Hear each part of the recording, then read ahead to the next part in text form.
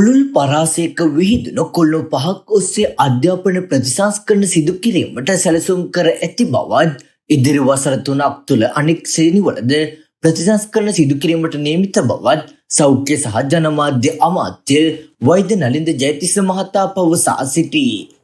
අධ්‍යාපන ප්‍රතිසංස්කරණ උදෙසා ජාතික ව්‍යාපාරයේ රත්නපුර දිස්ත්‍රික් වැඩසටහනට එක්වෙමින් ඒ මහතා මේ බව සඳහන් කළා.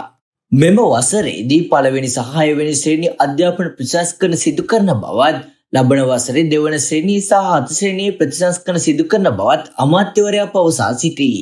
එමෙන්ම අමාත්‍යවරයා වැඩිදුරටත් සඳහන් කළේ 2028 වසරේ 3 සහ 8 ශ්‍රේණි සඳහා මෙන්ම 2029 වසරේ 4 වන සහ 9 වන ශ්‍රේණි සඳහාද අධ්‍යාපන ප්‍රතිසංස්කරණ සිදු කිරීමට නියමිත බවයි.